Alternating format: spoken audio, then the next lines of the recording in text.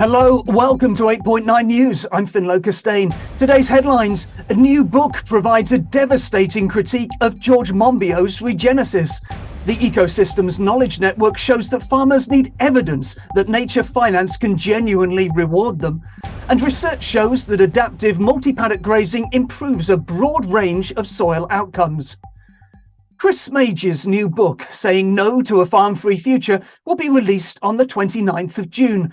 The book argues passionately against eco-modernism and lab-produced food, and for the scaling up of the pro-nature principles of low-energy, biodiverse and agroecological farming. I asked Chris Smaje what made him want to write the book in the first place. Okay, well, I mean, it arose reading George Monbiot's Regenesis, which, there's a lot to agree with in it, but, I think it's problematic, and partly because of the ambiguities in it that, so I kind of wanted to provide a counter narrative to it. Originally I thought I'd just write a little pamphlet or a couple of blog posts, but somehow magically it turned into a short book. Now, George Monbiot is part of, what people call the eco-modernist movement. He's almost become the face of eco-modernism these days. Could you just help us out with a definition? What is eco-modernism? Right. Well, it's basically a movement that's geared around the idea that all of the sort of big global high energy trends in our society, we have to embrace them. But we have to make them kinder to people and kinder to nature. So the sorts of things that probably the four key things in it are urbanism. We are a city planet, and people are urban, and we have to kind of embrace that one way or another. That means that it's a kind of high energy society, so we need to have a lot of energy, but it needs to be clean. So nuclear power typically is kind of what the eco-modernists embrace.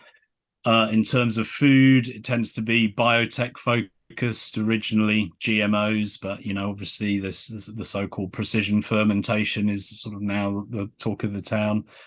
And then finally, nature and rewilding.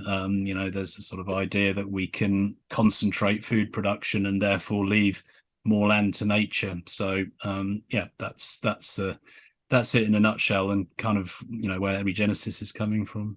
So in many ways, it's about finding technical solutions to the challenges that we face, and then to an extent moving humanity away from nature as far as possible, so that nature can then get on and do its own thing in other places. Now, Monbiot seems to see this future of increased urbanization with farming replaced, at least in part, by laboratory-produced nutrition. And I wonder, Chris, what you think the future looks like.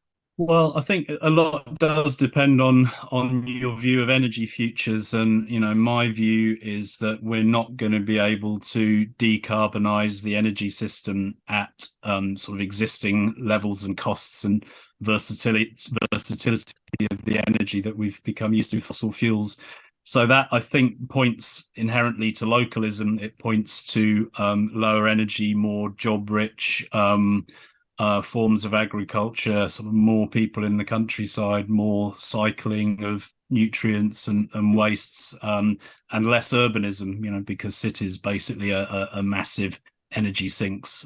So yeah, very different vision to Monbiot's. So with Monbiot, we've seen with humanity a migration towards cities over the course of the last sort of 40 or 50 years. And what you're saying is that you see a migration in reverse, a migration back to the countryside as we go forward in order to deal with the challenges we face.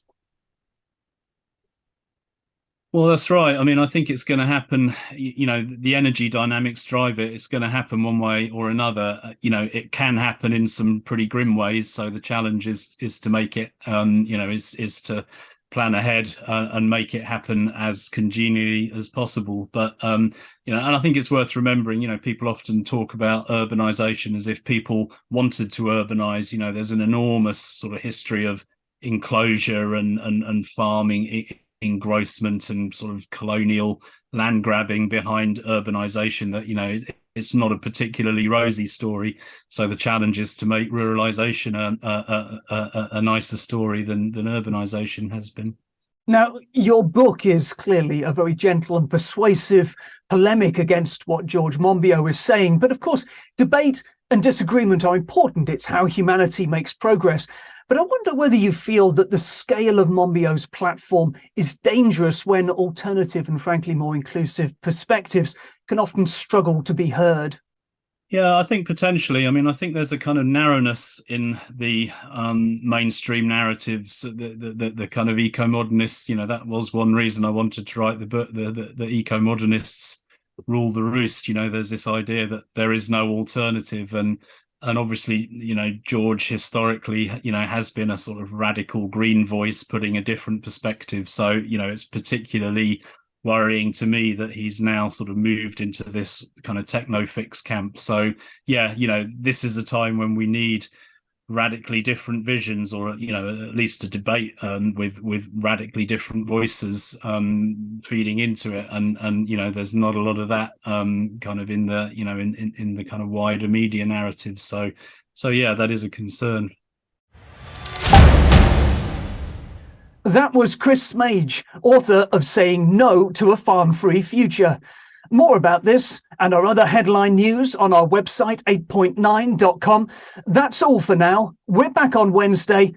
Thanks for watching.